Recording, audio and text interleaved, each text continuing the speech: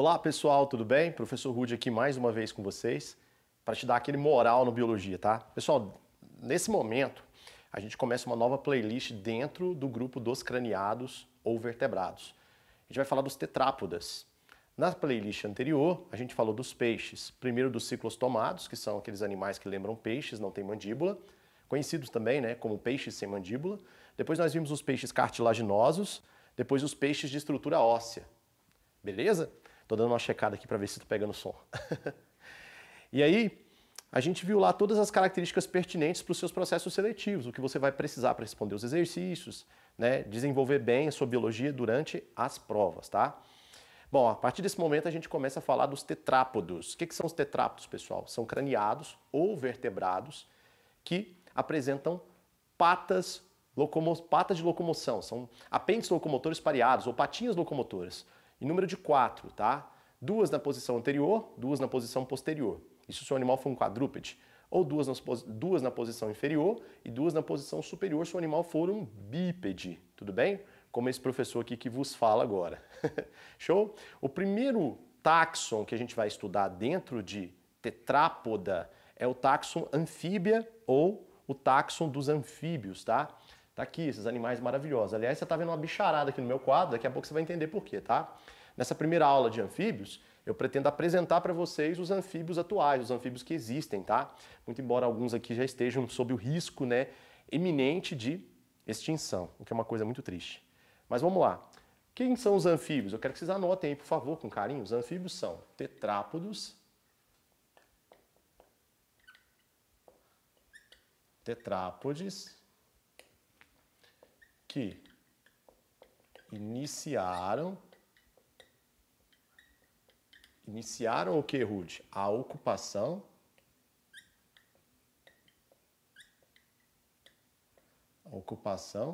do meio terrestre.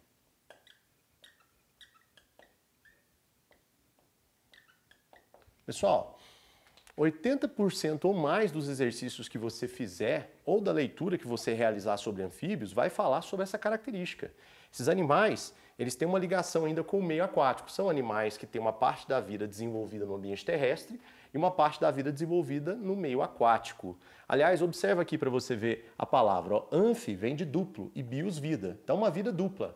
Parte da vida no ambiente aquático, parte da vida no ambiente terrestre. Embora existam algumas exceções. Por exemplo, esse carinha aqui, ó, né, as salamandras. As salamandras, elas têm uma existência parte aquática, parte terrestre, ou existem salamandras que têm uma existência, totalmente aquática, nunca saem da água. Aliás, eu coloquei uma aqui para você. Essa salamandra aqui que você está vendo é o axolote. Já ouviu falar dela? O axolote é um animalzinho maravilhoso. Esse aqui, ó. Ele apresenta, pessoal, na fase adulta, características larvais. Os anfíbios, eles têm uma fase de larva no seu ciclo de vida. São animais que apresentam um desenvolvimento indireto ou larval. E esse animal, ele guarda na vida adulta características larvais. Isso tem um nome na biologia, a gente chama isso de neotenia. Neotenia é quando o animal, já na fase adulta, ainda retém características da sua fase larval, tá? E essa característica da fase larval permite que esse animal, mesmo na fase adulta, consiga sobreviver dentro do meio aquático. Que estruturas são essas? Tá vendo esses feixes aqui, ó, de cor pretinha que eu coloquei para você? Isso aqui são brânquias. São brânquias. E as brânquias permitem que esse animal realize a respiração aquática branquial. Elas extraem oxigênio da água e eliminam o dióxido de carbono. Aliás, se você pegar um animal desse e chegar bem perto, você consegue ver o fluxo sanguíneo pelas brânquias para acontecer as trocas gasosas. Interessante, né? Como é que é o nome disso? Quando o animal apresenta características larvais na sua fase de vida adulta, a gente chama isso de neotenia. Então, o axolote é um animal neotênico. Ele tem uma característica chamada de neotenia. Tudo bem? Neotenia. Isso aqui é bem interessante. Show de bola, né? Bom, o objetivo dessa aula é apresentar para vocês alguns anfíbios. Então, se você me permite, eu vou sair da sua frente, deixar você, né, tirar uma fotografia do quadro, um print, ou parar o vídeo para tentar desenhar. Eu vou tirar o axolote ali, tá? Porque ele entrou só como uma curiosidade mesmo, vou deixar o quadro mais clean. Beleza, show de bola. Então vem cá. Tchau, axolote. Deixa eu Tomar cuidado para não apagar a fuça do sapo. Beleza. Muito bem. O taxon anfíbia, ele é dividido em taxons menores, agrupados de acordo com algumas características compartilhadas, tá?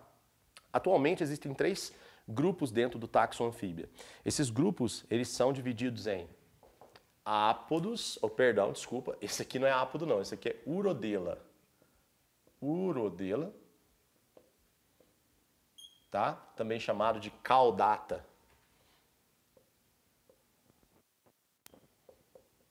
Urodela ou caudata. Esse é o grupo das salamandras, do tritão, do axalote, né? Então você pode colocar aqui como exemplo salamandras.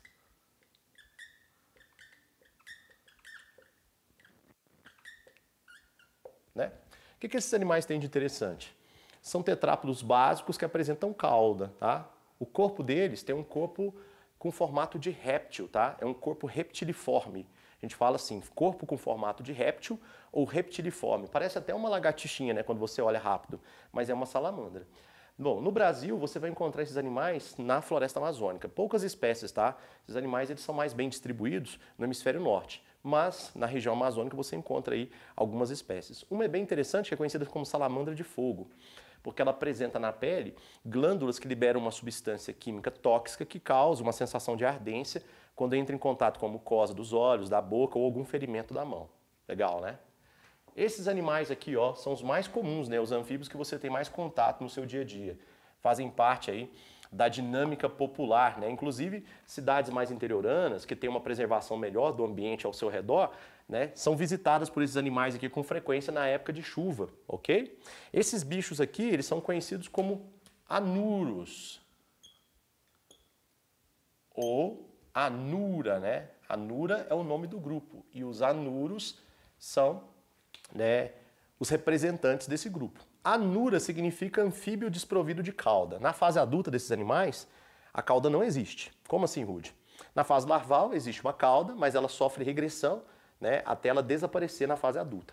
Essa regressão é bem interessante porque ela é muito citada lá na parte de citologia celular. Na parte de citologia celular, a gente estuda uma organela conhecida como lisossomo. O lisossomo tem como principal função a digestão intracelular. É uma organela que ajuda a célula a digerir o que ela obteve do seu ambiente. Mas o lisossomo também está relacionado a uma coisa chamada de morte celular. Os lisossomos eles conseguem destruir a própria célula. E os lisossomos eles são recrutados para poder regredir a cauda desse animal para que ele saia da fase larval e entre na fase adulta propriamente dita, ok? Quem são os anuros, pessoal? Os anuros são animais como rãs, sapos e as famosas o quê? Pererecas. Tá? Para um biólogo, é tudo sapo, mas existe uma distinção que você pode aprender aqui facilmente comigo, se você quiser.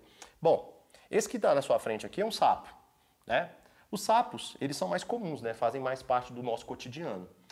Tá? Você vai apresentar é ótimo, né? Você vai perceber, perdão, você vai perceber que nos sapos a pele é bastante verrugosa, né? Apresenta aquelas verrugas, aquelas incrustações bem feias, é um animal feio, né, pessoal? E ele tem, né, os dedinhos das mãos soltos. Dá uma olhada aqui para você ver, ó, os dedinhos das mãos são soltinhos, as patinhas apresentam dedinhos soltos. Então, um animal que tem uma pele verrugosa, com dedinhos soltos, você pode chamar carinhosamente de quê? De sapo. Coloquei aqui para você o desenho da mãozinha do sapo, da patinha dele, tá? As rãs são anfíbios maiores, mais robustos, né? Tem um corpo mais arredondado, uma pele lisinha, você praticamente não percebe verrugas na pele. E nas patinhas traseiras, que são bem maiores do que as patas dianteiras, porque o animal tem uma locomoção em salto ou nada muito rápido por causa das patinhas, o nado rã, você vai encontrar essas membraninhas aqui, ó, entre os dedos, entre os artrelhos, né? Essas membraninhas entre os dedinhos nós chamamos de membranas de natação, como se fosse um pezinho de pato. Aí você está diante de uma rã. Ok? Bom, pessoal, cuidado, tá? Acho que a essa altura do campeonato eu não preciso chamar atenção para isso, né? Rãs não são fêmeas de sapos. Existem rãs macho e fêmea e sapos do sexo masculino e sexo feminino, tá bom? Falo isso porque quando eu dou aula para os pititinhos, né, os menininhos do fundamental, eles acham que as rãs são as fêmeas do sapo. Ah, não existe isso. E por último, a gente tem as pererecas, as pererecas. As pererecas são interessantes, sabe por quê? Elas apresentam olhos bem grandes, muito grandes mesmo, saltados para fora das órbitas, né? Para dar uma visão bem ampla em 360. São animais de preferência noturna, é difícil você ver, né? Aliás, os anuros, de uma forma geral, são noturnos, né? É difícil você perceber esses animais durante o dia. A não ser que você entre num ambiente florestal, com muita sombra, umidade, aí eles aparecem. Aliás, isso a gente vai ressaltar na próxima aula, que é a aula que eu vou explicar para você por que esses animais não conseguiram a ocupação efetiva do ambiente terrestre. Vale a pena esperar, tudo bem? Bom, voltando à ideia da perereca, é um animal que tem olhos bem grandes, tem um corpo achatado dorso-ventralmente. É um animal bem fininho comparado com os outros dois anteriores que a gente viu aqui. E esses animais apresentam aqui na pontinha dos dedinhos, né, discos adesivos que o animal usa para se fixar em diferentes tipos de superfície, inclusive superfície lisa, aqui como o meu quadro. Então você tem aqui, ó, na pontinha, né, disquinhos adesivos que o animal usa para poder se fixar. Aqui seria então uma perereca. Perereca. Olha que legal. Show, né, pessoal? Fácil de identificar, tá aí. São animais muito comuns, muito conhecidos por vocês, né?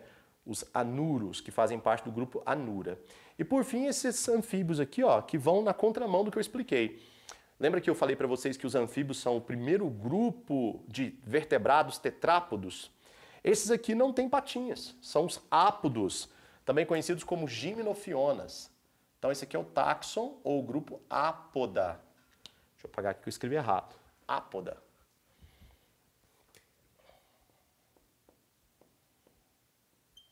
Olha os Apoda aí.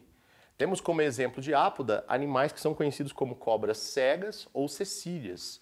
Então o exemplo ó, seria a cobra cega.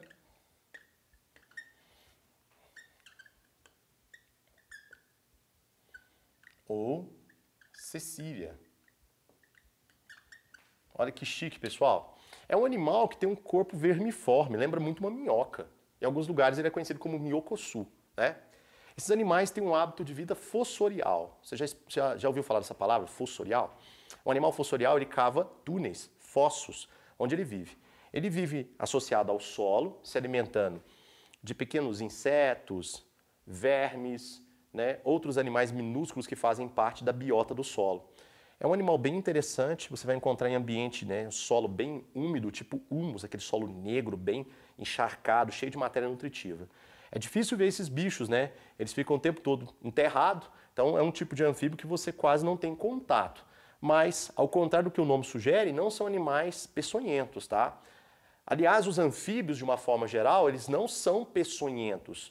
Você não vai ter nenhum anfíbio injetando veneno no corpo de um outro ser, o que define um animal peçonhento, né? Uma cobra ou uma serpente pode ser um animal peçonhento, uma abelha é um animal peçonhento, um escorpião é um animal peçonhento. Mas esses animais aqui, eles não são peçonhentos, eles são venenosos, tá? Aliás, estão entre os animais mais venenosos da natureza. Existe um exemplo de pererequinha da floresta amazônica, que eles chamam às vezes de perereca, às vezes de rã, né? Eu conheço ela como rã-flecha. É um animalzinho muito pequenininho.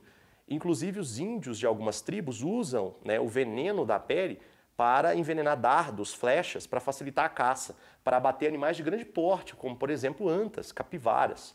Um único disparo com uma flecha envenenada já mata o animal, com paralisia respiratória ou paralisia do sistema nervoso. É bem interessante. Esses animais apresentam na pele um conjunto grande de glândulas que liberam secreções muito perigosas. Aliás, eu não aconselho você a manusear esses animais. Porque, embora você ache que não tenha nenhuma lesão na mão, microlesões podem permitir que o veneno entre em contato com a sua corrente sanguínea, causando envenenamento. E no caso do sapo, se você prestar atenção, aqui nessa regiãozinha aqui, ó, vou mostrar aqui para você, uma região mais dilatada, você tem uma glândula de veneno, a gente chama essa glândula de glândula paratóide. Ou glândula paratóide. Essa glândula paratóide, se pressionada, ela esguicha uma secreção leitosa, esbranquiçada, que pode causar uma irritação muito forte nos olhos e na boca, se entrar em contato com a boca, né? É o que eles chamam de leite de sapo, já ouviu falar? Algumas pessoas gostam de pegar esse animal e apertar isso aqui para esguichar. Aliás, essa é a forma como o animal libera a toxina. Quando ele sofre um ataque de um inimigo, um predador, o animal ele tem a sua cabeça pressionada e aí ele esguicha essa substância tóxica que faz o predador, que é o seu agressor, libertá-lo, tá? Bom, são animais fantásticos, eu adoro. Inclusive eu tenho uma rã tatuada no meu abdômen. Numa outra aula, em outra ocasião, eu mostro para vocês, a rã flecha que eu falei. Tudo bem? Gente, para essa aula não ficar muito extensa, eu vou parar aqui. Vou voltar com uma próxima aula, na sequência, com um quadro novo para mostrar mais coisas sobre esse táxon chamado de anfíbia, beleza? Ó, beijão, já volto.